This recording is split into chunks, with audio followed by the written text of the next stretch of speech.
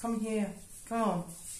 Hello, good evening, good afternoon, good morning, Earthlings, wherever you may be on planet Earth. Lady Faith has come to join. Take your hair down. No. Let your hair down. No. I'm going to be as uptight as Megan. Question.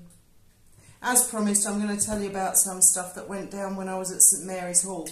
Did you enjoy school? You are live on... Well, you're not live on YouTube, but you're on YouTube. Please do not swear. Try and contain your language. Did you enjoy school? Oh, it was marvellous. Being truthful as well as being contained. It was a glorious time of my life. Do you often look back on it and think, those were the best days of my life? Which is what they used to say to me. They used to say, honestly, Fiona, the teachers would all say, honestly, when you grow up, you will look back on your school days and think they were the best days of your life. Oh, they were the best days of my life. I loved getting bullied and constantly humiliated and insulted. Okay. Well, I think I had slightly different problems at school than you. I wasn't bullied by fellow pupils at all. Which or I think... teachers? Yeah, teachers, yeah. I got both.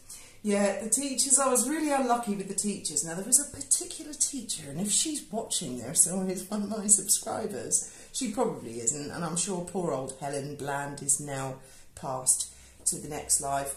That is her name, that is her real name, Helen Bland. And I name her because she named herself. When I was on the run and I was down on my luck, Helen Bland decided to talk to one of the newspapers. I can't remember which one. And she said that if my mother had spent less time cutting ribbons and more time looking after me, I wouldn't have been getting up to my nefarious activities at the weekend. Let's explore the word nefarious. Look it up in the Oxford Dictionary. I think that's like, I don't know, cutting cocaine, being on the game, armed robbery. Good God, Helen, what the hell were you talking about? And I remember reading that article, sitting in my caravan with my baby daughter, thinking, talk about kicking someone when they were down. Anyway, I don't want to sound bitter or anything, but Helen Bland, yeah, and if you Google my name, she'll pop up. I think it was the Times, actually, she spoke to. What a vindictive woman. Now, let me explain. Helen Bland was my form mistress. I look enormous compared to you because my hair's... Because I'm leaning back. Yeah, you're leaning back, you're looking tiny. She normally looks down her nose at me. I look slightly taller. You've got your hair tied back and I haven't. There, you see, I'm not actually a giant and she's not actually a midget. You just applied for a job, I won't say what type of job, where they said you have to be a minimum of 6'2" as a woman. But it turned out it was a bit of a misunderstanding. It wasn't 6'2", it was can you reach it? But we won't say what that is. The answer is yes, because I'm 10'3". The average Amazonian woman is 6'2". No, they're like me and 10'3". And you're 5'3", aren't you? Yes, I know. Sarcasm twice as much. Anyway, yes, Helen Bland was my form mistress at St Mary's Hall, the school that was an utter failure in the education system. You think your schools were bad, this one was awful. Well, we had at St Mary's Hall a very fancy and modern swimming pool block. And we had a big indoor swimming pool. It wasn't Olympic size, but it was bloody big and it was really nice. And we also had about 4 or 5 classrooms upstairs above the swimming pool. And she was my form mistress. Oddly enough, Natasha was in my form at the time as well. Now, Helen, at first glance, I thought she was a lovely lady. I just thought, oh, she's really nice, really soft.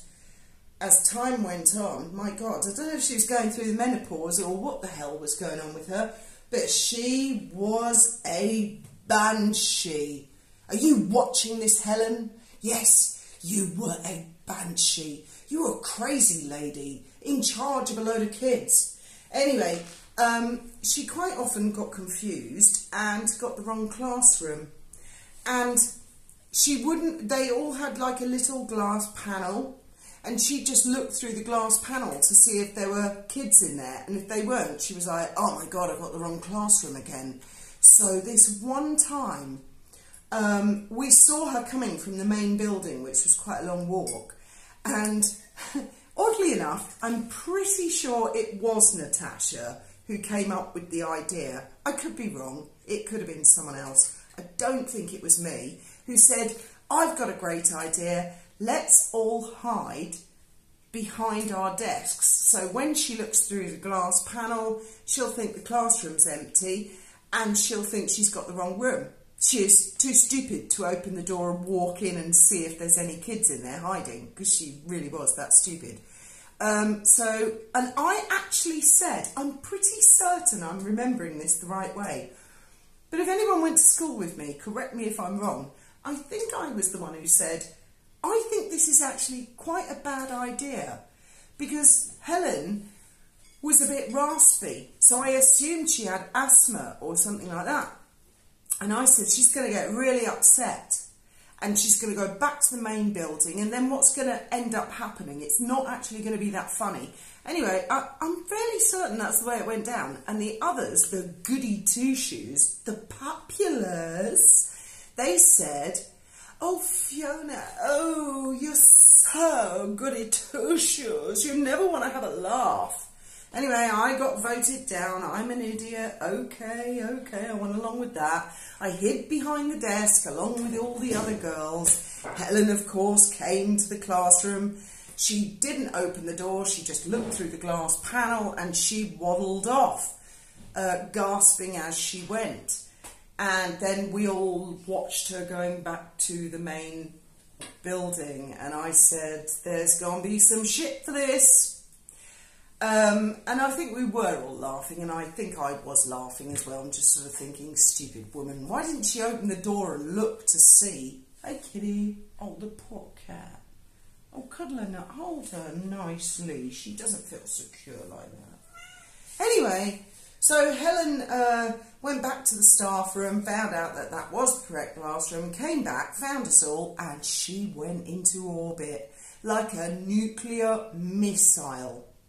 Now, at this point, I had been put at to sit at the front of the class. I used to sit at the back because I couldn't read and write properly because the school was fucking inept.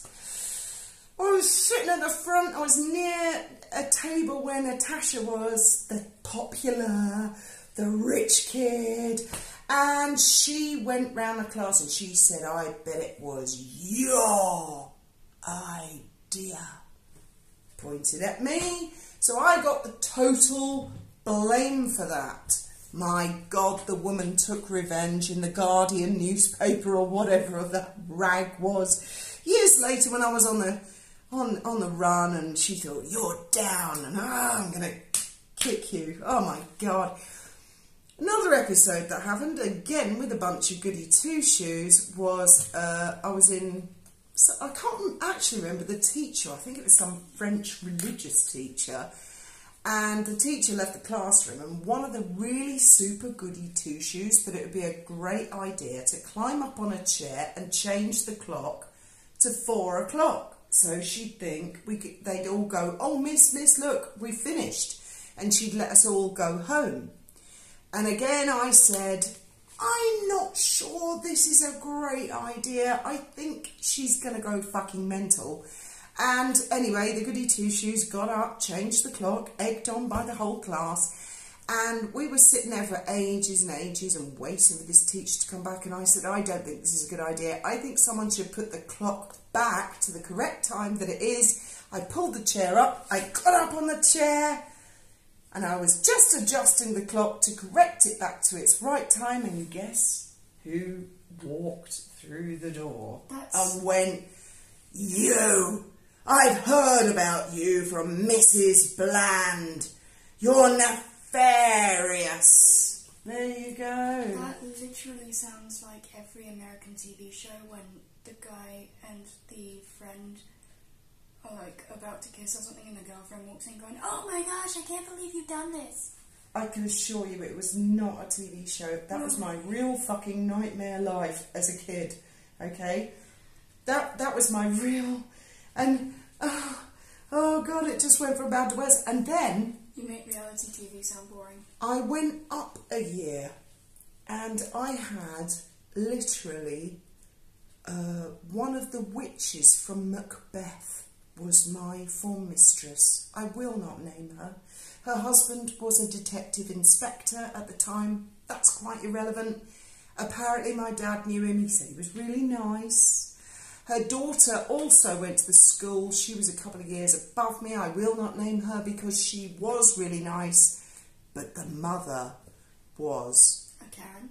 A harridan of the highest order. She was awful. She was horrible. She hated me. I'm going to call her Mrs. Biddington, so as not to identify her, but the name is similar. We had a Christmas fair at school every year. I was not interested. I didn't care. I don't want to be involved. I hate the school. Mrs. Biddington insisted and said, everyone in my class, she was another form mistress, everyone in my form is going to participate, including you, Fiona, especially you, Fiona, because I've heard stories from Helen Bland about you giving her asthmatic attacks, and I've heard stories about you changing clocks and all that, so your school needs you and you will participate. I said, oh, God. What do I have to do? I could make 1 million gift cards. That's what basically everybody did at St Mary's Hall to contribute in the Christmas fair. She said, no, think of something more interesting. You're going to have to control a stall. So I came up with the idea of being a fortune teller. With a crystal ball. I know where this is going. Have I told you this story before? Yeah, you have. Oh my God. Fetch the FBI. It turned into the worst disaster ever. Yeah, and she said, yes, you can be a fortune teller. You can be the school fortune teller. We have music rooms. So I thought, right, get one of the little music rooms, couple of bottles of vino, a few packets of fags. It's going to be a free-for-all. Crystal ball. I'm going to dress up like, you know, Halloween-y type stuff. I'm not kidding. Every single parent visited my fortune telling. Every single girl in the school visited. The geography teacher, Mr. Dixon, he had quite a few, he drank half the wine. All the girls were smoking out the window. I think some of them were smoking weed. And I wasn't into that then. And at one point I was like, whoa, steady guys, because I'm going to get the shit for this. Oh my God. Then this one teacher, and I'm pretty certain this lady's dead, Mrs. Channing. She was like a miniature Margaret Thatcher. She comes stomping down with like the school police, busted the whole room, stank of cigarettes. There were all fag butts out the window. I'd got a bit pissed, and I'd done some fortune telling. I told the geography teacher he was probably shagging the science teacher, which I think he was actually. And I told some parents that their husbands were being unfaithful, and I'd said a lot of stuff, but I wasn't the only one. I mean, just about everyone in the school was involved in it anyway. It was an enormous FBI inquiry as a result. My father, my very, very conservative, straight-laced father, was like, my daughter would never do anything of the sort. They were laying a lot of heat on another girl, and in the end I just couldn't bear the thought of her taking the shit, so I fessed up and I said to my dad, you know, Daddy, that really was all me, and yeah, there was wine and there was cigarettes, and I think some people were smoking cannabis, but it was nothing to do with me. And so everyone else, it got everyone else off the hook. I took the whole blame, and I had to stamp prayer Bibles. You have the cat behind you. For 6 months. Hi, Kitty. You know. And I had to pick the chewing gum up from off from under the dining room tables. and I was grounded, seriously, and I was an absolute pariah. I took the blame for like the whole fucking school, and it went on for months and months and months until I basically said fuck you and I ran away to London. So beat that. Didn't we have rocks thrown at us? What? Can I remember that? St Anne's. Have what? Rocks staring at us. Rocks thrown at us. Oh, rocks thrown at us. Oh yeah, well that's different. That's different. That was the... KB. That's a societal problem. That's different. This was a snobbery hierarchy. What about KB? Yeah, well, you wanted to blow your whole school up at one point. Still want to. Well, they've moved to school now, so I don't know. The school actually, I went past it on the back of Ben's motorbike the other day. It actually looks like it was bombed by Hitler. It's all missing and there's like walls. Wasn't me! Anyone else ever had bad experiences at school? I admit to nothing. Is there anyone out there I went to school with? Yeah, I think there's at least one person who might be watching this. But yeah, St Mary's Hall, what a shithole. An expensive shithole. Total St Trinians. In fact, they didn't teach us anything useful like St Trinians, like gambling with maths and everything How else. to do mortgages, taxes. Oh, trust me. You should think yourself lucky How to I didn't pay actually £8,000 a year to torture you. And the boarders, God, ours was mixed day girl, boarder. A lot of my friends, they never escaped. They had to sleep there, eat there, live there. And then at the holidays, their parents would contact the headmistress and say, don't want to see my kid. Keep them for the summer. Nice. Well, that's certainly one way to get the school blown up. Oh, it went out of business after somebody went on TV and said, it's a pile of shit. I hope I didn't say anything wrong, Helen.